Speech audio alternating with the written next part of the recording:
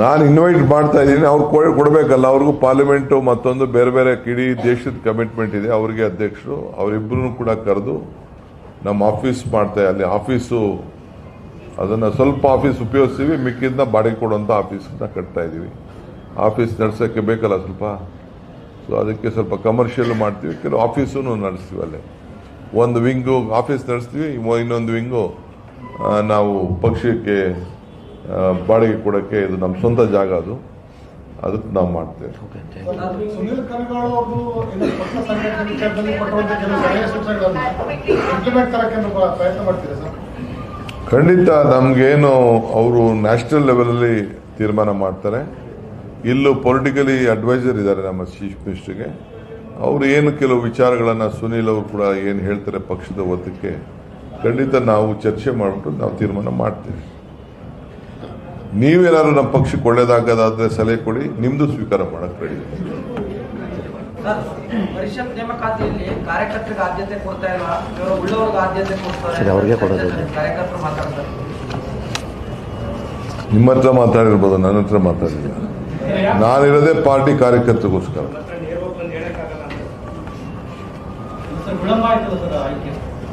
ಇಲ್ಲ, ಹೋಗ್ಬೇಕಾಯ್ತು ಇಷ್ಟೊತ್ತಿಗೆ. ನಾನು CM ಇಬ್ರು ಹೋಗ್ಬೇಕಾಯ್ತು. ಅವರು ಲಾಸ್ಟ್ 28ಕ್ಕೆ ಡೇಟ್ ಫಿಕ್ಸ್ ಆಗಿತ್ತು. ಹೋದ ತಿಂಗಳು 1 ತಿಂಗಳು ಆಯಿತು, ಡಿಲೇ ಆಯಿತು. ಈಗ ಸ್ವಲ್ಪ ಅವರು ಕಾಲು ಸರೋದ ಮೇಲೆ ನಡೆಯಕ್ಕೆ ಹೋಗೋದು ಆಗೋ ಸಂದರ್ಭದಲ್ಲಿ ಡೆಲ್ಲಿಗೆ ಹೋಗ್ಬೇಕಲ್ಲ, ಮಾಡ್ತೀವಿ ಅದನ್ನು.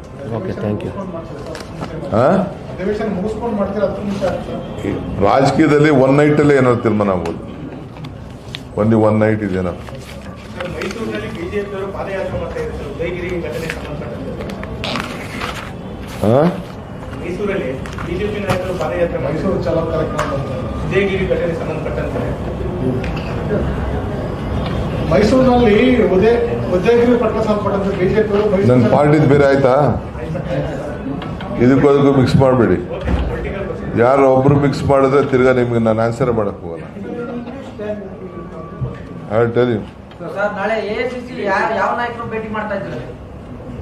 ನೋಡಪ್ಪ, ನಾನು ನಾಳೆ ಹೋಗ್ತಾ ಇರೋದು ರಾಜಸ್ಥಾನ್ಗೆ ಹೋಗಿದ್ದೆ.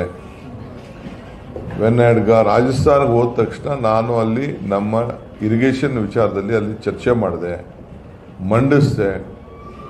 ಸೊ ಅವ್ರಿಗೆ ಕನ್ವಿನ್ಸ್ ಮಾಡೋಕ್ಕೆ ಪ್ರಯತ್ನ ಮಾಡಿದ್ದೀನಿ. ಸೊ ಅವರು ಅದಕ್ಕೆ ತಿರ್ಗಾ ನನಗೆ ನಾಳೆ ಟೈಮ್ ಕೊಟ್ಟಿದ್ದಾರೆ. ಅಲ್ಲಿ ನಮ್ಮ ರಾಜ್ಯಕ್ಕೆ ಸಂಬಂಧಪಟ್ಟಂಥ ಸೋಮಣ್ಣವರು ಕೂಡ ಅವರು ಒಂದು ಡೈರೆಕ್ಷನ್ ಕೊಟ್ಟಿದ್ದಾರೆ. ಏನೇ ಫೈಲು ಸೋಮಣ್ಣನ ಮುಖಾಂತರ ರೂಟ್ ಆಗಬೇಕು ಅಂತ ಹೇಳಿದ್ದಾರೆ.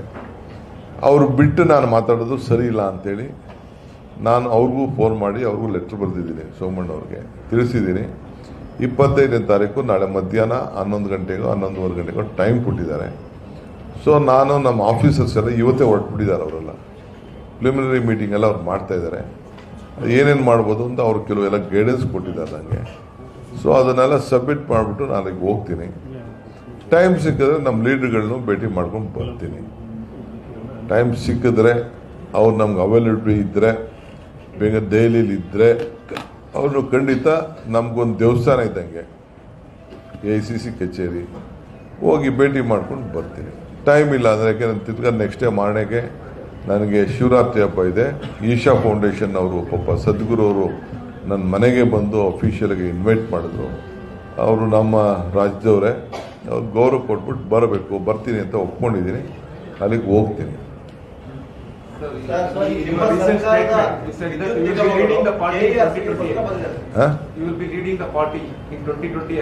See, I say, though whether I am whichever position I am there,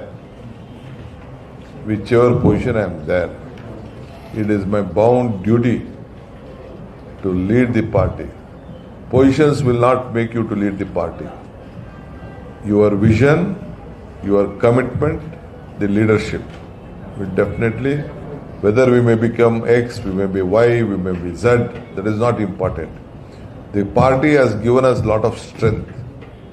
We are leaders on our position. We are leaders on the strength given by the Congress party. It is our bound duty as a congressman to give strength and do the leadership.